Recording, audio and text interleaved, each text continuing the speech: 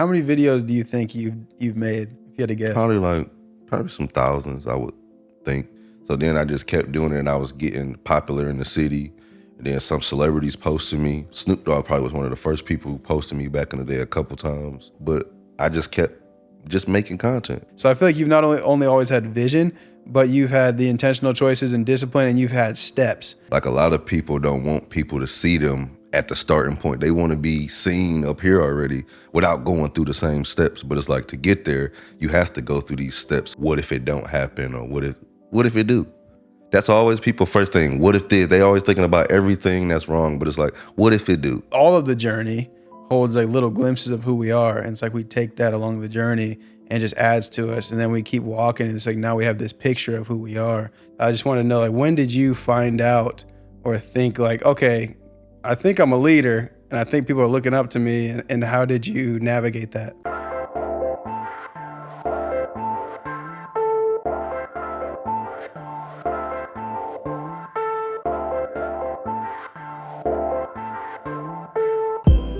Hello.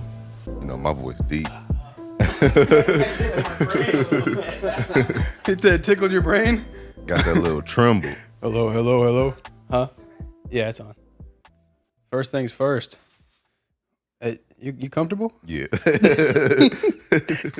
First things first, let's address how you've never had a case on your phone. I used to on my old one. Which one? One time, like most recent? 6-7 years ago or something. Exactly. Yeah, I've seen you living life on the wild side for a while. I know. It cost me one time. But you don't usually drop it? I drop it all the time. But I just got faith that it won't break. Yeah. That's a wild You gotta faith. have true faith and belief to Yes. walk around with no case. Oh, you do? Because I put the responsibility on me not to drop it. Because the only way it's gonna break is if I do something to it. So as long as I do what I need to do, it should be taken care of. Got a sermon about the phone. Yeah. You see, you need to take care of women like a phone without a case on it. You see? Come on. How you doing today? I'm doing great. How you doing? It's a sunny day. Yeah. Ate some Chipotle. Oh, yeah. It's a wonderful day. Feeling good. Yeah. Just I want you to just think about what you've been through lately. It might be the same exact answer. I'm not saying you haven't processed it. But just after what you've been through lately, or where you're at in life right now, how are you really doing? I'm doing good. I'm just now more taking care of me because I'm so used to taking care of it. Like, I'm quick to help. So if somebody need help, I'm quick to figure it out, try to help them, blah, blah, blah. But I wasn't quick to do that for me. It's like I put me on the back end. It's like, oh, like I would pay my bills late to make sure somebody else's bills paid just because I knew I had money. I would it was times, even during the pandemic, where it's like I'm working with all these people.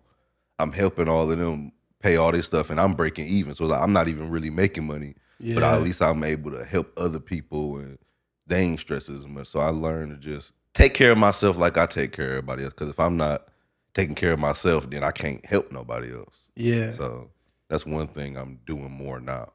That makes me really happy to hear, yeah, because I've been one of those people you've helped many times, like time and time again. I've been in like rough spots, and I've seen you help me out and bring me out of tough moments for sure. So like, yeah, you deserve that. You owe yourself that for sure. I like to hear that. Yeah, that's actually what I want to talk to you a little bit about.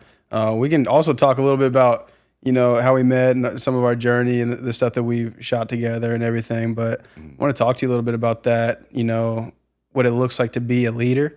I think that, I mean, you're definitely someone I see who is a leader, somebody that people look up to, and somebody who carries themselves that way. And I think that sometimes, like, leadership, you don't even choose it. It kind of chooses you. Like, you're just born a leader with this certain draw or influence, and people might look at you a certain way. And I just want to know, like, when did you find out or think like, okay, I think I'm a leader and I think people are looking up to me, and how did you navigate that? Well, I'm the oldest of 5, so I always had to, I guess, lead in a certain way, being the oldest, like leading by example, especially growing up in like an urban community and certain environments. I always wanted to set an example. It's like I seen things that I didn't want to be like and what I wouldn't want my siblings to end up like. So I tried to always lead by example from childhood. Like, got good grades in school. I played sports. I did stay out of trouble. I never really got in too much trouble. So it happened at a young age. And then I used to always pray for like guidance and protection, especially growing up in the hood. Like, any day something could happen randomly. You ain't even got to be involved in something, and something could still happen. So I always just wanted guidance and protection because I was always a smart kid. I always felt like, all right, I'm smart. I just need to know where to be guided. I just need to be protected, and then I can handle the rest. Yeah. So it's like at an early age, I would pray and ask just for guidance and protection because I know I can handle a lot and I can take on other people's stuff a lot. I just need to be taken care of too. And that's why, like, now I take care of myself more and make sure I'm good before I'm just so quick to lend somebody a hand, because that stuff can be a weight on you. You putting all this emotional stuff on you and financial stuff and spiritual, like you giving so much to people that you leave yourself with nothing, and it make you not want to do nothing. So Yeah. yeah, I had to learn early. And then over the years, I just got better with it. It's like nobody perfect. It's like I've made mistakes. But I don't mind making a mistake.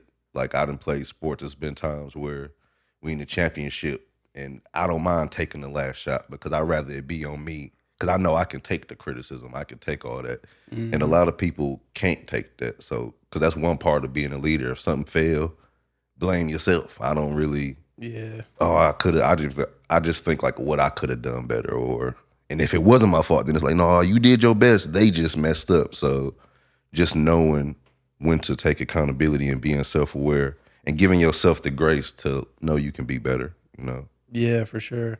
Yeah. Even when you said something about, like, it makes you not want to do stuff. Like, when you're helping people out, sometimes you kind of neglect yourself, and then it makes you not want to help other people out.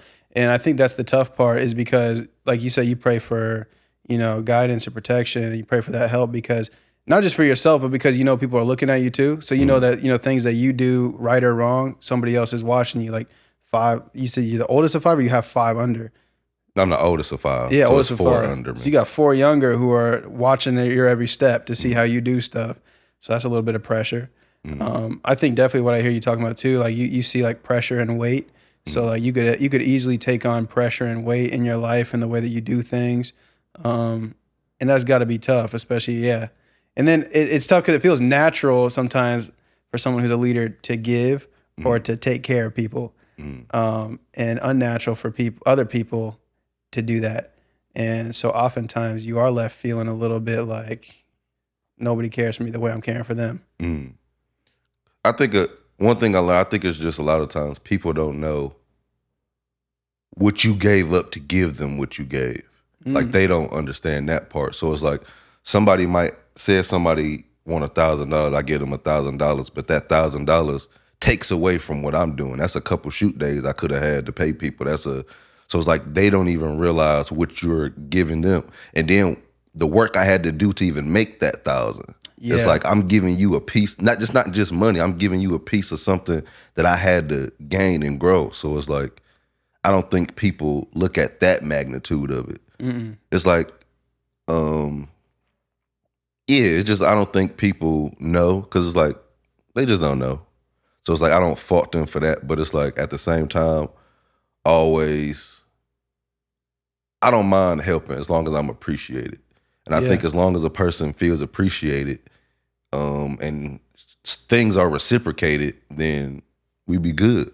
Like, I don't expect them to give me money back, but it's other things you can do for me. Like, when Lante lived next door, he'll cook sometimes. Hey, you want to play? Yes, I want to play. People know I don't cook. So a meal, that's like a value to me. So I can, if I'm giving you this and you giving me this, that's equal to me, because we both helping each other and fueling each other in different areas that we weaken or something. So just appreciating and reciprocating is how you maintain relationships.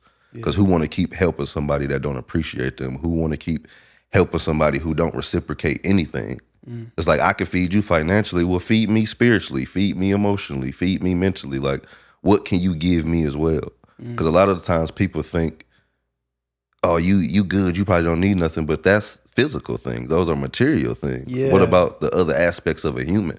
Mm-hmm. And I think when you a person, when people look at you like you got your stuff together or you stable, they don't think of you as a regular person. They think, oh, they'll figure it out. So they don't even check in or try to help you in those other areas. Mm.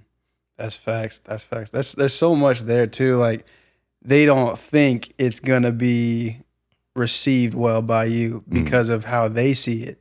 So everybody perceives value differently. Yeah. So you see value, like it doesn't just have to do with money. Other people might be like, money, this is the value. But if I did this for him, he's not going to appreciate it. It's not going to be the same thing. But like everybody values things differently. Everybody sees things differently. So sometimes, yeah, we will just assume, like you said, they're not going to care about this or this isn't going to be anything to them. Yeah, I remember you would always tell me too, like when I would ask you for help, because when I came out here, I was 19. Everybody else was like, 25, 26. They were a little bit older than me. So I was definitely the younger brother for everybody. Sometimes I would be going through something or you'd offer to help or I would ask for help. And the only thing you would say you really wanted back was like just being appreciated is enough or being thanked is enough. I always thought that was dope. Yeah, because it's just gratitude. Because it shows like they actually appreciate what you're doing. Because some people, that's why I don't even say thank you as much. I say I appreciate it, because when people do for me, I really do appreciate it. Because we don't have to do anything. People have choices. So when people choose to do things for you, or even giving somebody your time, like that's a valuable thing to me, because time is priceless. It's a part of your life. Us sitting here is us giving each other a part of each other's life, and that's priceless. Yeah. So even if somebody just show up for you, it's like, oh, this is a priceless thing. Absolutely. Like that's why I value. It's like how we was talking about. People just value things differently, and I value things on a deeper level than probably most people do. Even a meal, like make me a plate. If you look back look back through almost any skit you've ever done, that is in it somehow. What? Eating. Someone cooking for you. Yeah, because I like that. It's like especially if they cook for. It's a difference if they just make it a meal and then offer you a plate. I still appreciate it, but like a person who will just cook for you is a selfless thing. It's like, oh, you hungry? You want something to eat? Yeah. Oh, I got you. And that's selfless, because I'm a selfless person. I'll do for people just to do because I want to. I don't expect nothing back but gratitude. Well, if you expect gratitude, is that selfless? I feel like that's kind of like the bare minimum. Like, if I give you something, you think that your mind would be like, he didn't have to give me something, and he still thought of me to give me something, so thank you. And it's like, that seems pretty selfless. If anything, you're not giving me like, I want you to give me that thing back just how I gave it. It's like, no, it's just like, appreciate you, thank you. It's like, yeah, absolutely. Because you don't give selfishly. Yeah. You don't give selfishly, so I don't think it's selfish to expect gratitude. I think it's also like, I think it's normal. Like, how can you even give selfishly? You could to make yourself look good or something. Like if you're recording it. If you're recording. Get somebody, a cry homeless person, like, no, bruh. Bruh, thanks for this 5, but you gonna make hundreds off of this or something. Like, exactly. No, but I like selfless people. It's like they'll just do out the kindness of their heart. Yeah. You know?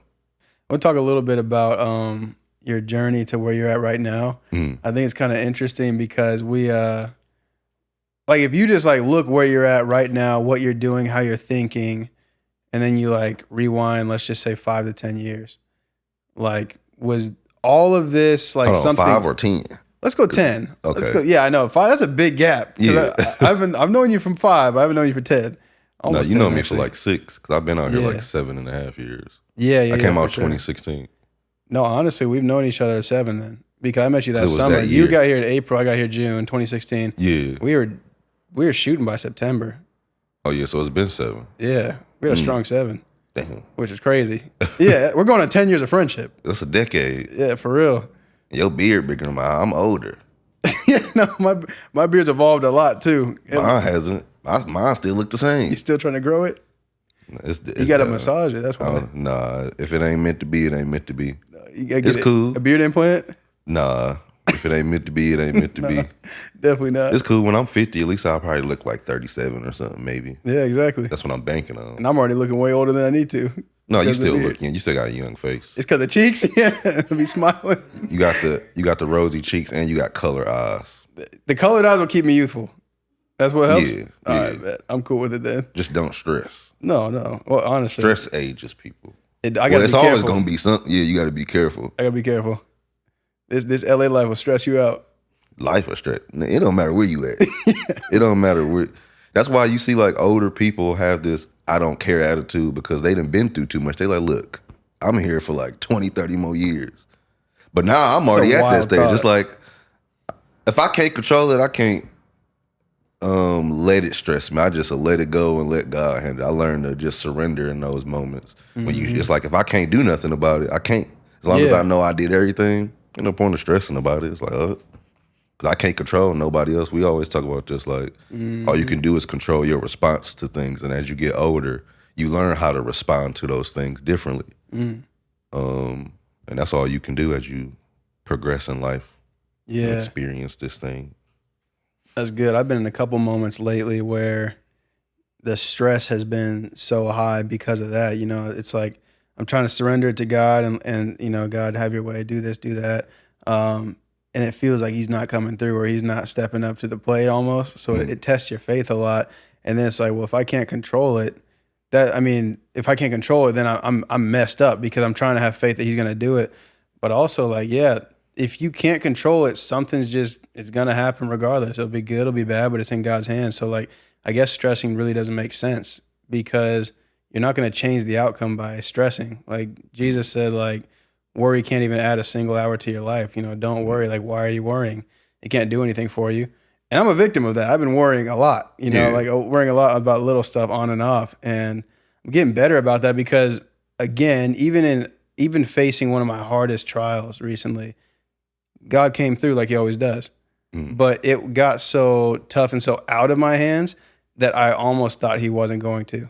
And I was prepared for him not to come through for me, thinking he wasn't going to, but he did. But also it's like, even if he didn't, you still got to have enough like trust or faith in yourself and your process and your journey to just ride it out and see what you're supposed to be taught in that. Because you have to like go through stuff that's difficult to learn and to grow. Like there's no way you can grow to different levels unless you go through difficult stuff. Yeah. That's how you see who you are as a person. In those moments, that's when we all are tested. Like, how you gonna respond to this?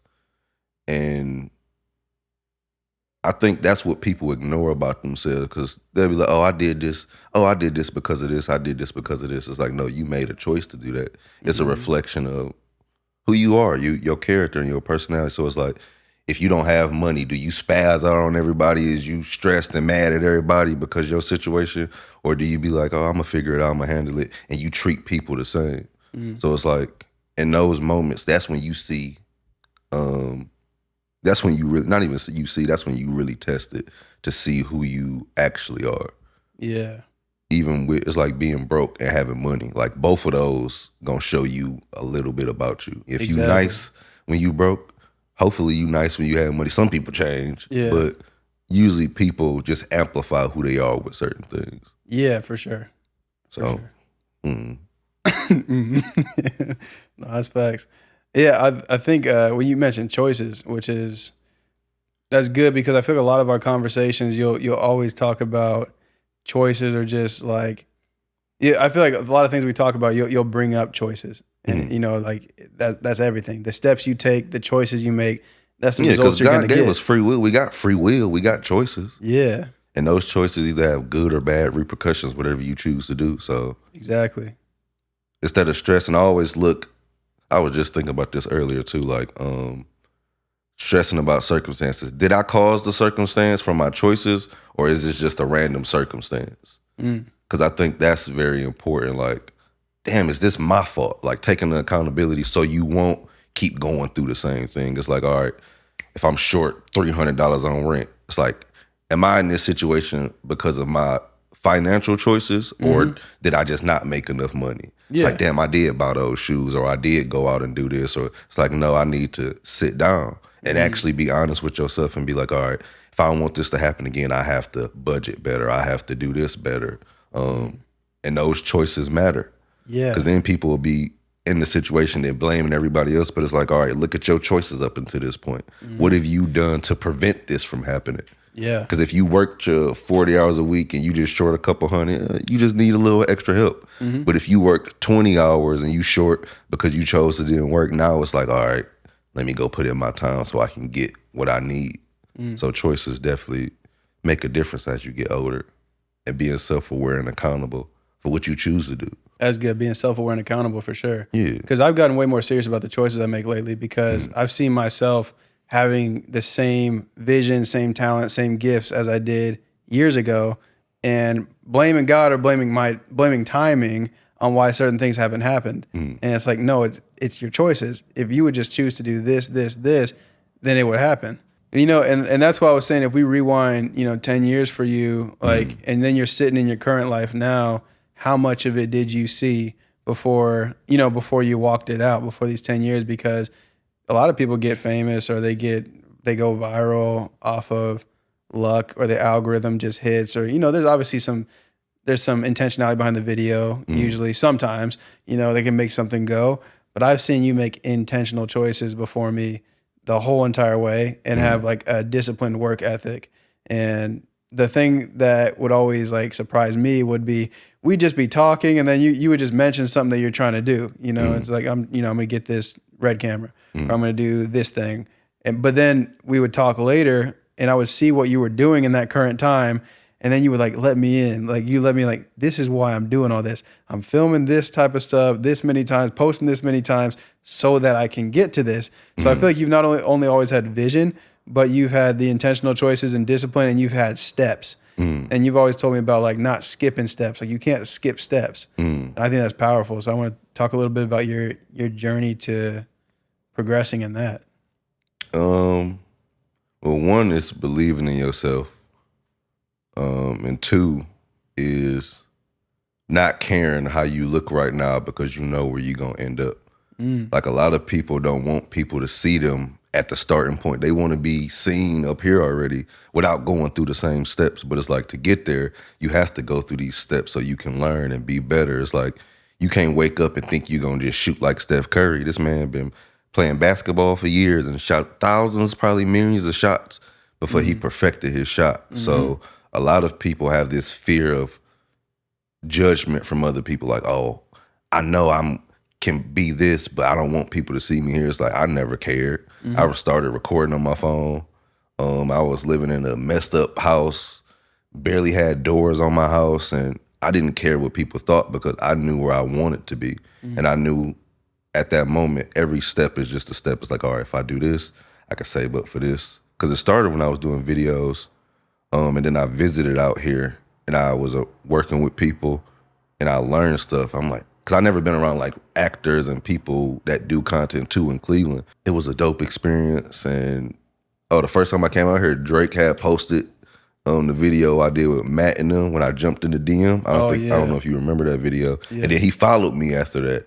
And I was like, oh yeah, I need to move out here, because I'm able to work with people, and not only work with people, learn from people. I like people who better at me in certain areas, because I learn from them.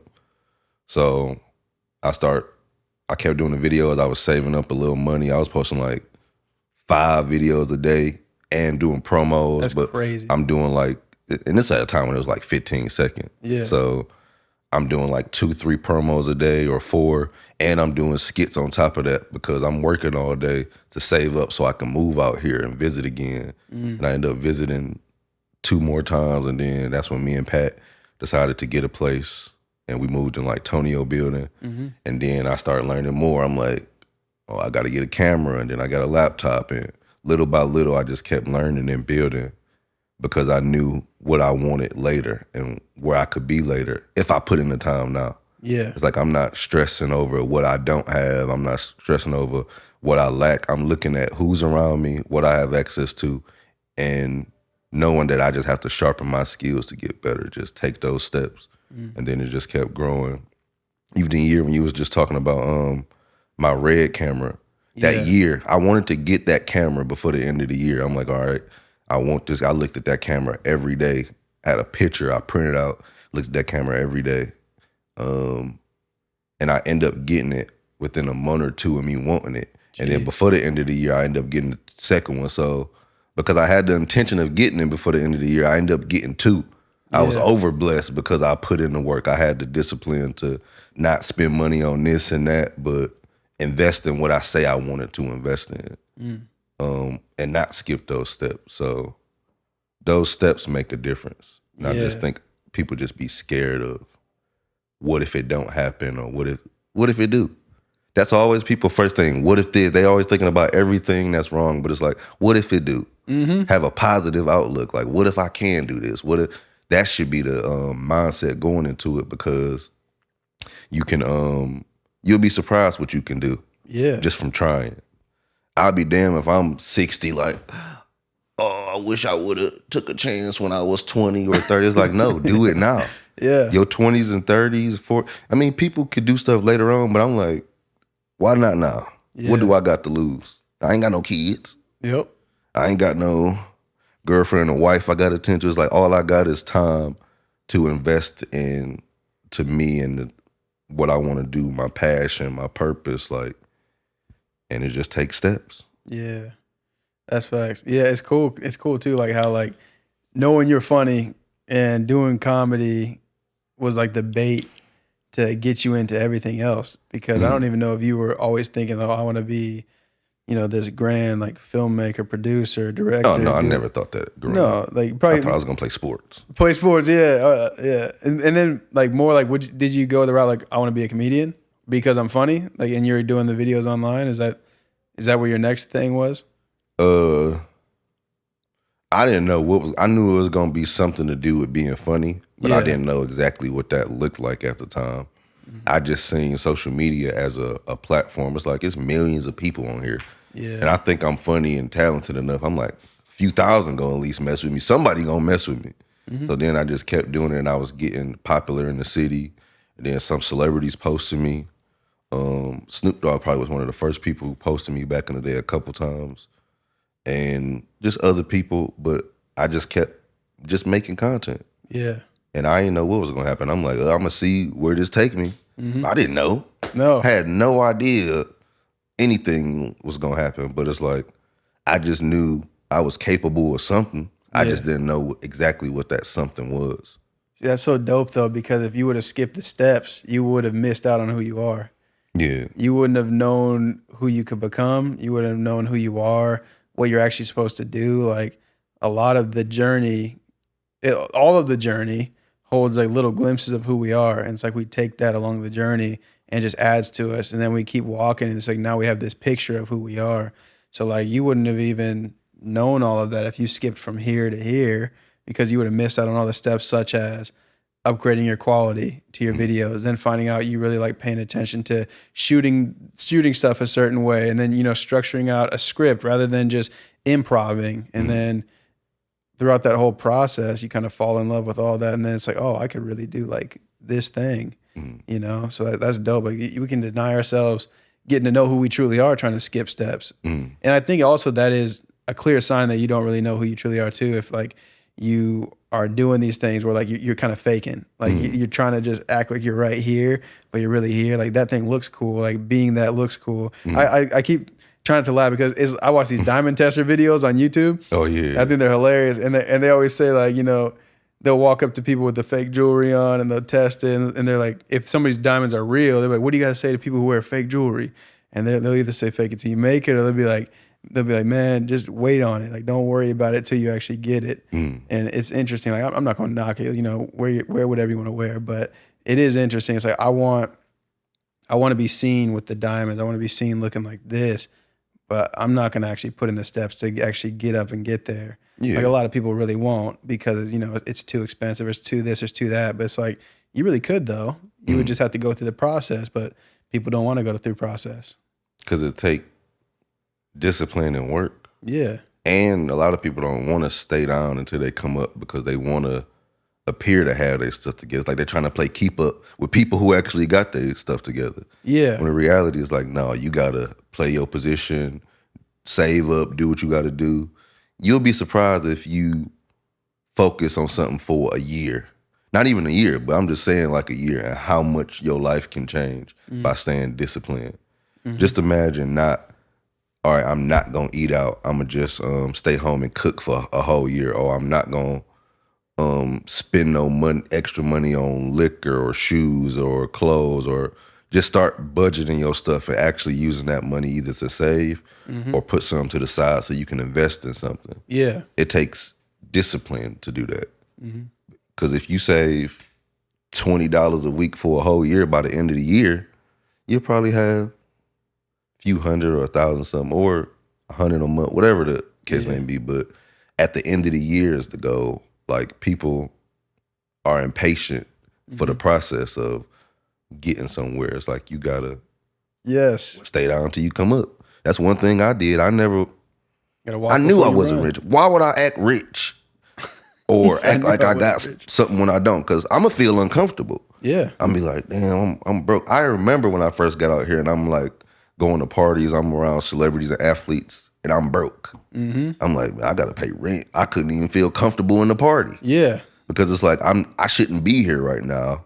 Not that I didn't belong, but it's like I got stuff I need to handle, and I'm partying. So it's like, no, I started locking in, and just I seen the abundance of actually. It's like, oh, just do it. So I just encourage people to just do it. Don't think, just what you got to lose. Exactly. Because anything you do, you're gonna learn from it. Take something from it.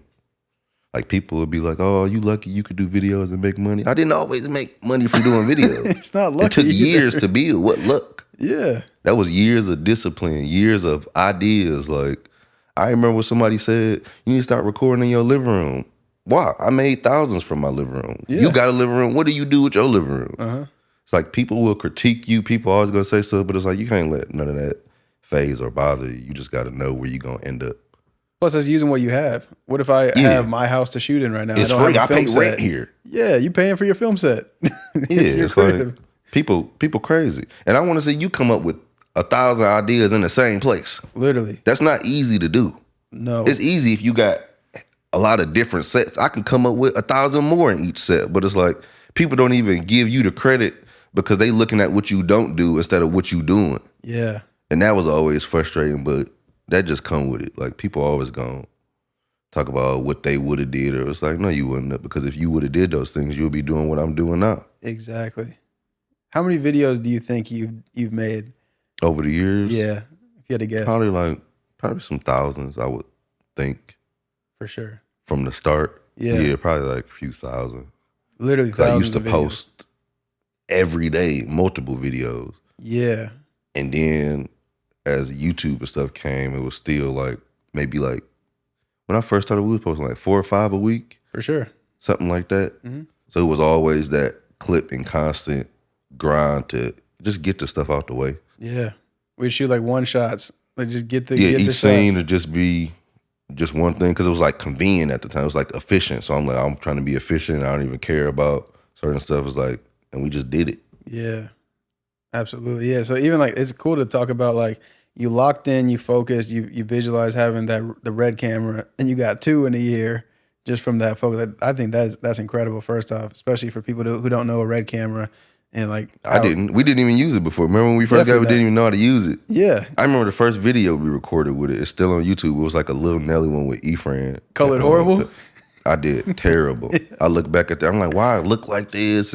But it's like, I didn't care in that moment because I knew I had to go through the process of learning it. Yeah. Because I can look back now, I'm like, man, this was, at the time I even knew, I'm like, something ain't right. Yeah, something looks off. Is, what is it? But it's like the saturation and the curve. So it's like, that was stuff I had to learn. Yeah. Because at first I was just, I don't know if you remember, I said I was just going to use it for like films and series. But I'm like, I don't even know nothing about the camera. So I just start using it for skits and stuff just so I can learn. And then you can learn too, how to use it and stuff. Because used to didn't barely want to touch it. But then now you used to it. It's like you throwing the camera.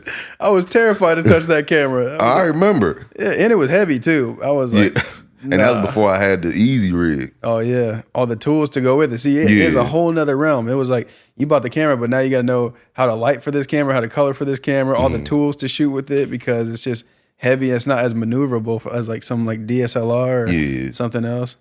Yeah, that was interesting. There was something I was going to talk about. Oh yeah, so So also with that, so we talk about the red camera. What's another moment you've had out here where you felt like your hard work, like your discipline and locking in really paid off? Like a moment that you could remember. Just when I was able to, like, when I first started making some money where I could send money back to help my mom and them, because I was just giving her money every month to pay the rent and the bills, and then just to cover that. So it was like, all right, if I'm paying the bills, y'all can be using y'all time or something to get y'all stuff together because I'm paying the rent. I'm sending her a little extra either to pay like the lights and stuff like that. You can handle all the bills or you use that extra to do whatever. So probably that when I was able to do all of that to contribute to them in those moments. That's dope. And friends, like I done help some of my friends get like places or they needed extra money for a car.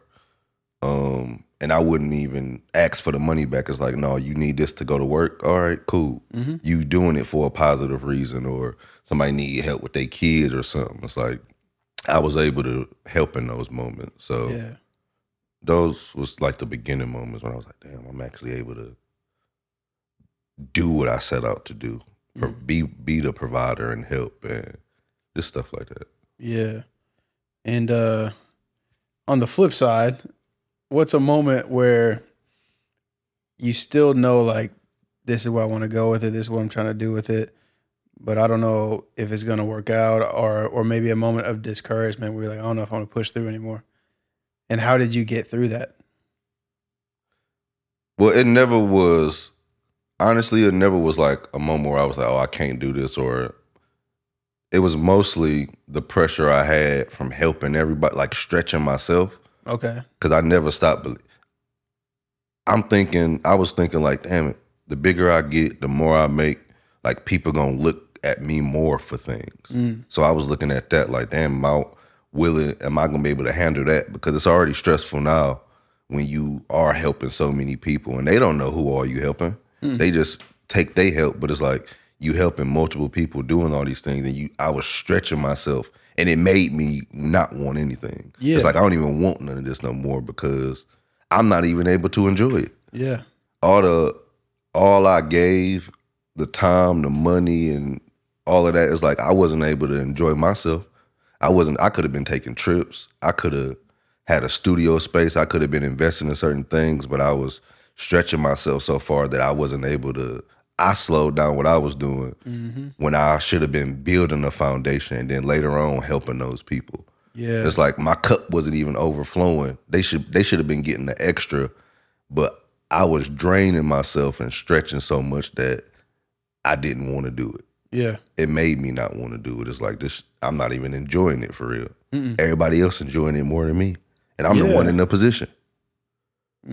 And it makes you it can make you start to resent the people, even though you weren't even mad at the people. Like you're resenting. Yeah, you definitely will. Yeah. You mad at the position you're in and you start resenting that because everybody's looking at you, but then you start resenting the people, because some of them will probably ask because they're getting used to you helping. So like, oh, he's just going to help again. It start enabling them to make bad decisions. Yeah. It's like, he'll clean it up. Yeah, I know I can buy these Jordans because he got me with this. When it's like, no, don't buy the Jordans. Don't put yourself in a position to need me. Yes. Like, that's what I start paying attention to as time. It's like, oh, you getting used to this. Yes. Staying up every night, editing, looking at videos, learning stuff. It's like, no, I ain't got no kids. So everything I do is because I want to. And it's like, no, I don't like getting taken advantage of. It's not a good feeling. No. And I even told people I done sent paragraphs like, look, you ain't about to keep blah, blah, blah. Because it's ridiculous. It is ridiculous. And I think people get used to it. And you would think knowing a person like that, you would think people would be like, all right, how can I be an asset to this person to help me? It's like I've been doing videos for years. A lot of people ain't come to me trying to edit, write, do stuff to be an asset so they can be taken care of as well. It's always, oh, can I get this? It's never, oh, I taught myself how to edit. You think I can edit for you? Yeah. Oh, I taught myself how to write the script or do this. You think I can help you do this and you can help me? Of course. So not even let me work with you, but like I see that you got a good thing going and let me be of service to you as well. Because me helping you gonna help me. Yeah. Yeah. So let's talk about that. Like as we'll talk about being a leader again. as a leader, as somebody who is achieving success in a certain area, that's lonely. Not everybody's going to make that same type of money. Not everybody's going to work that hard. Not everybody's going to work with you or want to work with you. But instead, a lot of people don't even believe that they can even be in those positions, or they don't even believe that they could be around those types of people and be of worth. You know, like, oh, like I don't know how to edit or do any of that stuff, so I couldn't even do anything with him. Rather So than it's like learning, what can you do? What you good at? yeah, It's like, but that comes with people actually getting to know themselves. It's like, all right, and you got to value yourself. mm-hmm. Like me, at the mindset I'm in now, I know I'm bring value wherever I go, no matter what it is, and I know how to play my role in different positions. That's good. So it's like, if I'm on my set, of course I'm directing, I'm in charge, but when I'm on somebody else's set, I'm there to listen. I'm taking in information. They telling me what to do. So it's like my roles switch, and I'm fine with my roles switching. I think people don't know how to play different roles, and just valuing yourself. It's like, all right, what am I good at? What am I naturally good at? Yeah. You might be naturally good with people or something. It's like, all right, how can you use that to your advantage to get into a room? What can you do?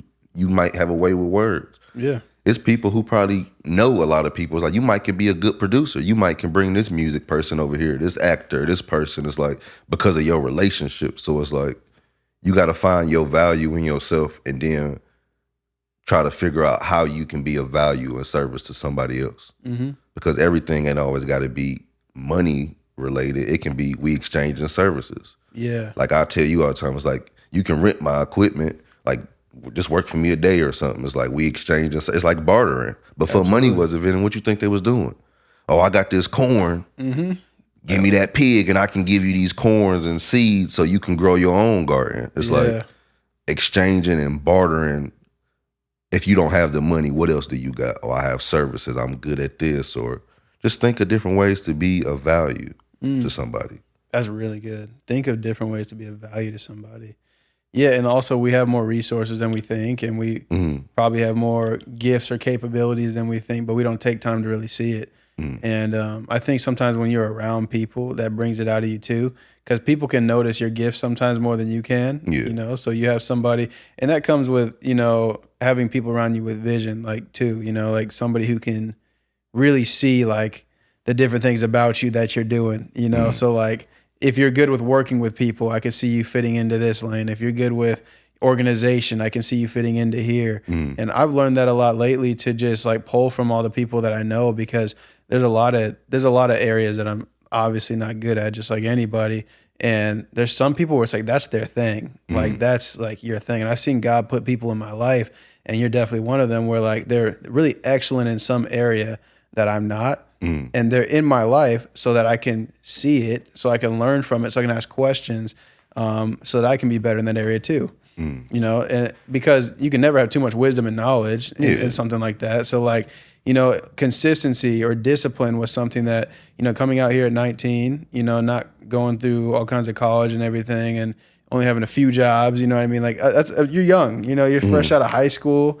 There's so much about discipline and consistency that I didn't get. You know, I'd be filming all day, and then I go home and I play video games, or I'd eat whatever I wanted. I just ate bad. And, you know, there's a lot of stuff I didn't get, but I was around a lot of the people who are older than me, and even not a bunch older, you know, still younger, but just a few years ahead of me who had made those same mistakes. Like, I've already done that. I've already had that partying stage, and that, you know, that stage of just spending all your money.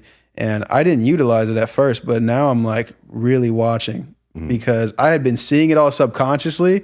Like, oh, like they're like, even like with you with YouTube, you know, just seeing like how you worked so hard, and like you would get results from it, and how you would have discipline. Like, you wouldn't go out. You weren't always going out partying or something. Like you weren't spending your money in a bad way. Like I would see you would take things and set it up a certain way. And so I started to finally learn about that, like learn from that just by watching it. So I think God will put people in our lives for that reason too. Like you can learn from them. And like we will overlook people sometimes because of proximity also. Like you're so close that you don't see their worth. So you're used to them. You know what I mean? So you don't know that you have greatness right in front of you, because, oh, that's just that person. You know, oh, that's just Cornell. Like, that's the homie. It's like, yeah, but you don't realize like the greatness about Cornell, because you're not seeing it as deep because you're so close to him. So like we have incredible resources right in front of our eyes, even parents, but we'll overlook them because of what we think we know about them already. And like, that's how they are. So they can't teach us anything. No, yeah, you can learn from anybody. Yeah. You can learn from a homeless dude. Absolutely. How not to be homeless. How did you get here? Let me hear your story. Hey, I got to tell you this. What? Bro, homeless dude dogged me the other day. I swear he dogged me the other day. I was walking down the street and he was talking about, he used the word juxtapose, which I heard before. I know that word. But what is that? Juxtapose? It's like this, it's like if something is juxtaposed to something else, it's kind of like adjacent or something? Yeah, it's like a direction type of word, right? So he's walking down the street talking to us, like he was all animated, throwing his arms around and everything. And then he was like, this, you're walking juxtaposed to this thing. And then he looked at me, he made a face, he's like, you probably don't even know what juxtaposed means, do you? I swear to God, I didn't. I didn't. I was like, that's crazy. And then he was like, you should Google it. I was like, he didn't even know. I didn't even say I did it or whatever. It was straight out of a movie. I was like, why is this happening right now? You don't even know what juxtapose is, do you? I was like, you know what's annoying about this? I don't. And you suck for saying that. Oh, that's crazy. No, but that'd be the thing. Like, you can learn from anybody. You can't think you too smart for something. Yeah. But that's why I'm glad I grew up on teams. So your coach is gonna constructive criticize you. Yeah. A lot of people never go through constructive criticism, so they develop egos and think can't nobody tell them nothing, or they can't.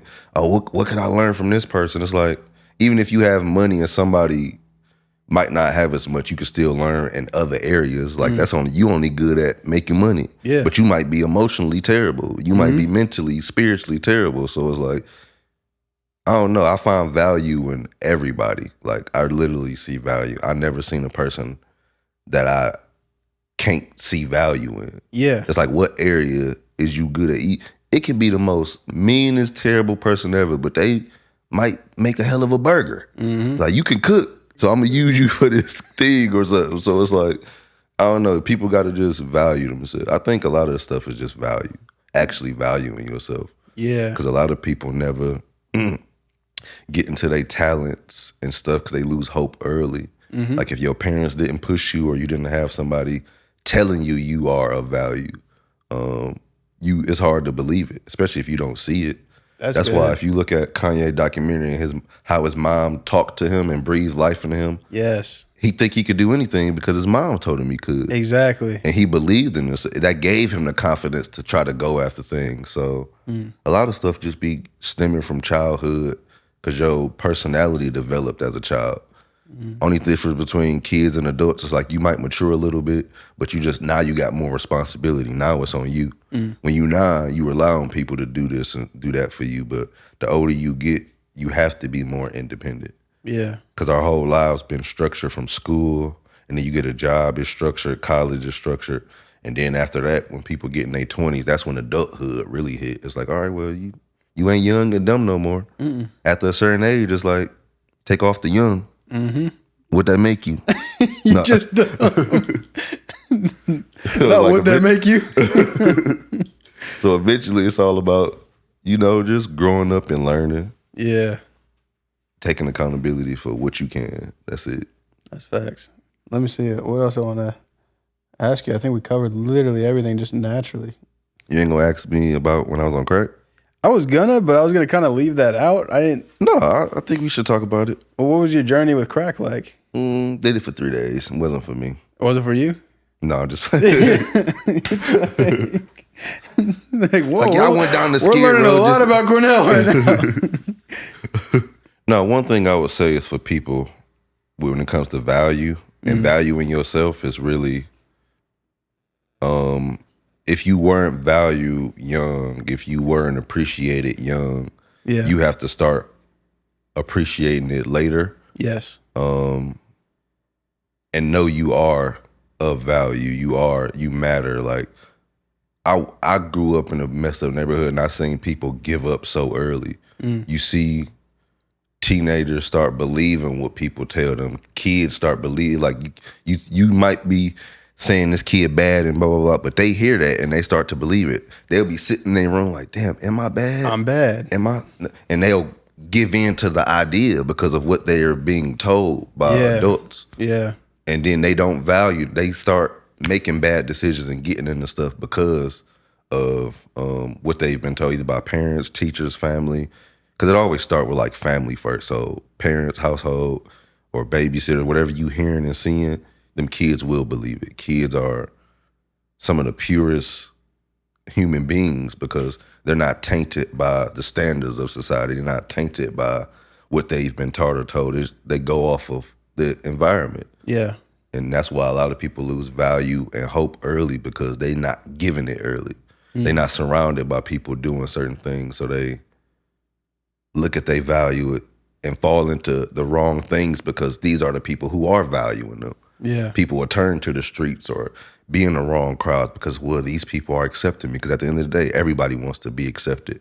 Everybody wants to be a part of something. And because we are community-based beings, like you need to be a part of something. Need to. It's like if you, and that's one thing I wish our society did more was just be community-based. Like every street should have stuff at night where people come together. Every street should have meetings and stuff like that because now you feel a part of a community. Nobody will feel alone. Yeah. It's crazy how people even would feel alone and we in a building full of people and you can still feel alone. Literally, yeah. So it's like, we're used to isolating. Yeah. So it's like, I think we just need to value ourselves and have community-based mindsets. That's one thing I think that's missing is the community-based thinking. Because a person could be down to their last $15, $20. Yeah. They be like, damn, what I'm going to eat, I don't know what I'm going to do. Especially if they got a kid or two. They be like, damn, what am I going to do? But if they thought community, it's like it might be 15 other people on the street down to their last $20, $15. Y'all put that together, now you got $300, $400. Y'all go to the store, can buy a lot of stuff. You buy bread, buy some spaghetti, and now everybody on the street can eat. You buy some drinks for the kids. Now you got all these pots of spaghetti. Y'all gonna be eating for days. Literally. Because you thought, oh, we can come together and do this. Better together. Yeah, everybody. We need more community-based thinking and we need to value ourselves and not think, well, we have to do everything ourselves. Everybody pushing this independent agenda. Oh, I can do it on my own. Why? I hate to see people brag about that. I did it on my own. That's your choice. You chose to do it on your own. That's not fun.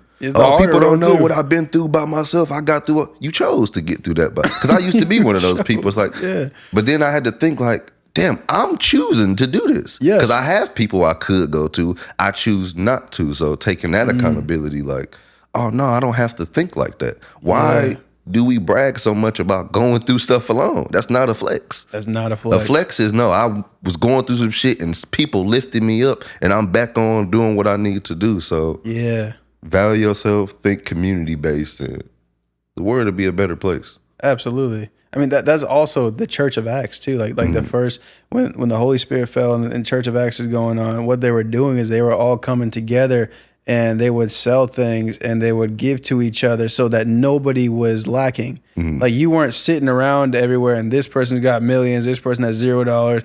Like it was like, all right, are we all good? Like cool. Like that was like how it was. That's how it was going.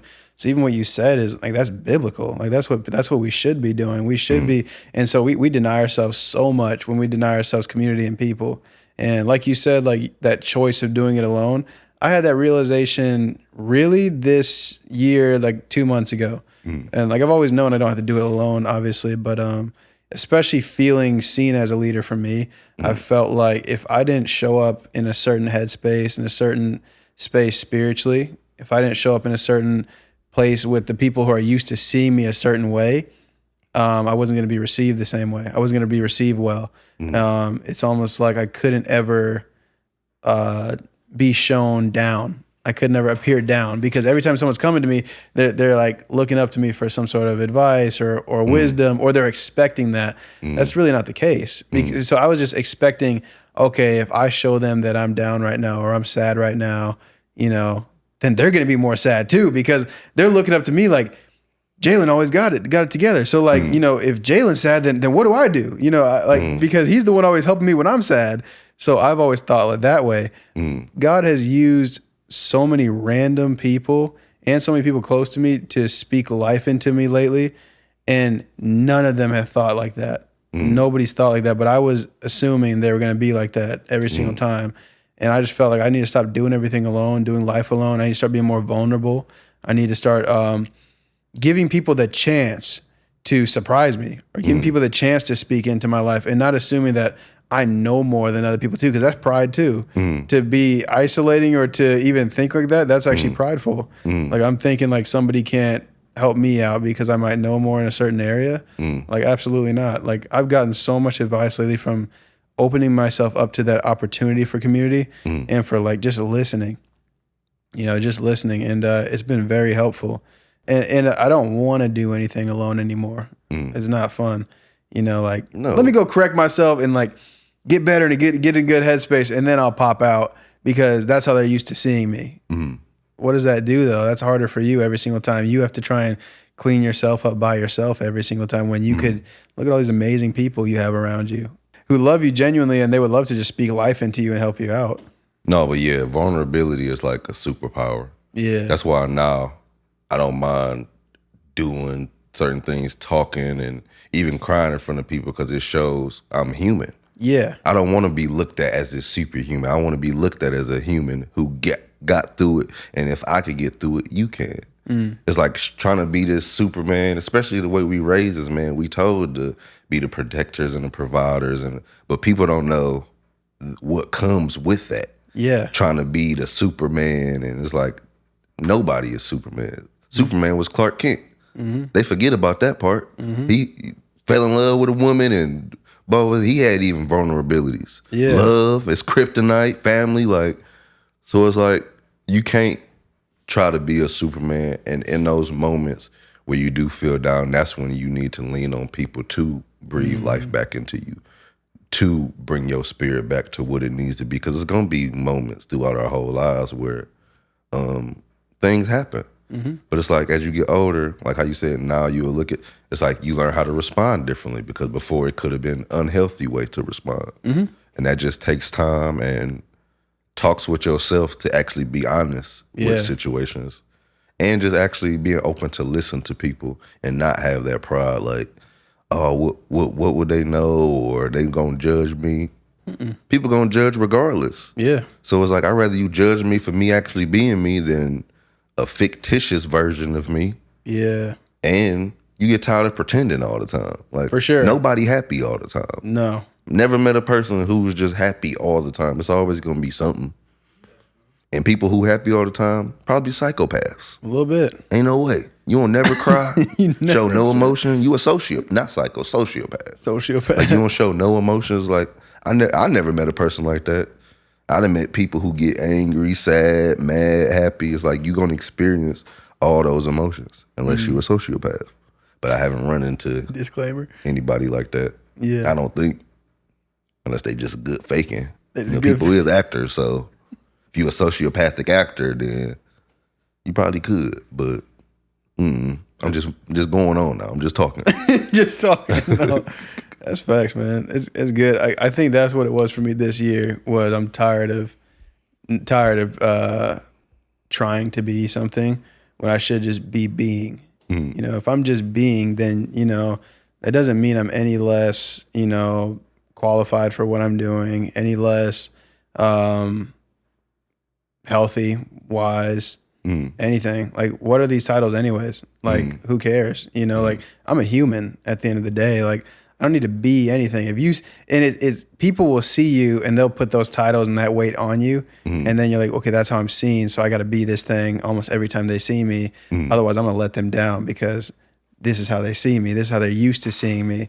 No, you can see that come from me, but I don't have to always be that. I just need to be a human in process. Like even when you said like Superman was Clark Kent, well, Jesus was God, but Jesus was also human when he was walking here. And so he also, prayed and cried and sweated blood because he was anxious. And like, he also really went through it. Like he also took naps when he was tired. And I'm sure, he went through all kinds of stuff in front of the disciples that was crazy for them to see. But it's like, that's a real human experience. Yeah. Even if he is God and man, like, it's like, no, like, it's still a human experience. Yeah. You got to learn, you got to go through stuff. It's going to be tired. It's going to be tiring. It's going to be tough.